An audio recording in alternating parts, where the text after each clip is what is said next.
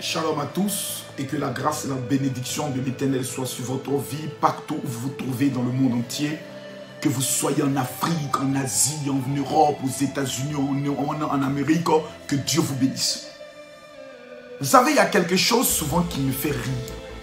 Lorsque je me lève souvent le matin, je reçois plusieurs personnes qui m'amènent des messages en me disant « Oui, mon général, ma situation est compliquée, je traverse des moments difficiles, je ne sais où ma vie s'en va, mon général, je ne comprends pas, j'aimerais que vous me donniez une révélation sur ma vie. »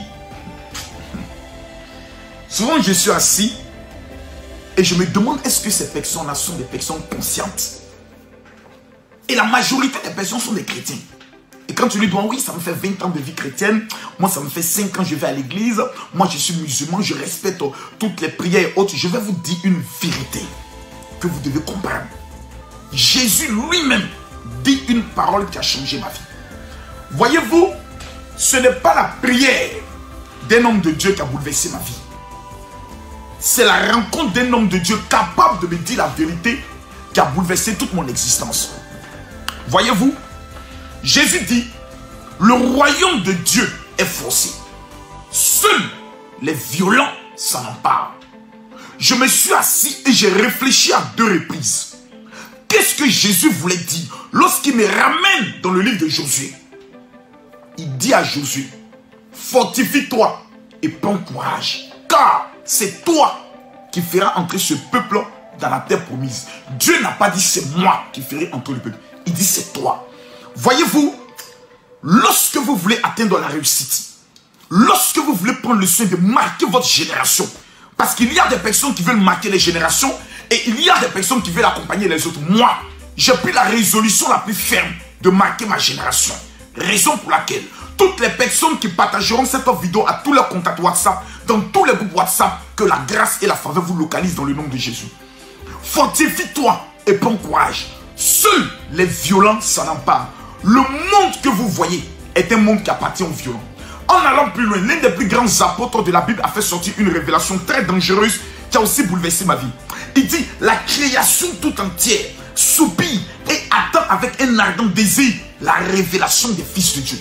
Pas des enfants de Dieu, mais des fils de Dieu. Il y a 2 catégories de personnes dans la vie.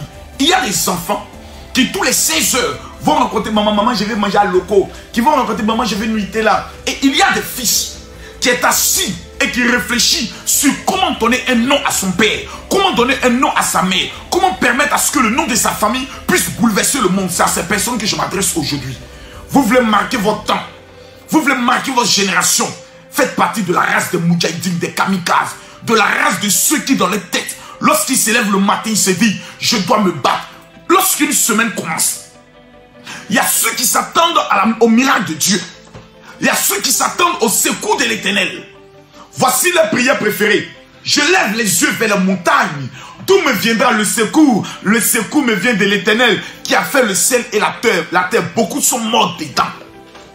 Beaucoup ont été enterrés avec cette parole. Pourquoi? Parce que toutes ces personnes s'attendaient à un miracle qui allait venir du ciel. Dieu ne descend plus du ciel pour opérer les miracles, mais il a créé des opportunités par le courage et la volonté. Remarquez Jésus. Jésus était sur la terre. De la manière dont ils ont botté Jésus, frappé Jésus. Même pour enlever l'église, la Bible dit qu'il sera dans les airs. Il n'est plus prêt à descendre sur cette terre. Arrêtons. La Bible déclare que tout est accompli. À partir du moment où tout est accompli, à partir du moment où le prix a été payé, quelle est la raison qui vous amène à ne pas réussir? C'est votre lâcheté.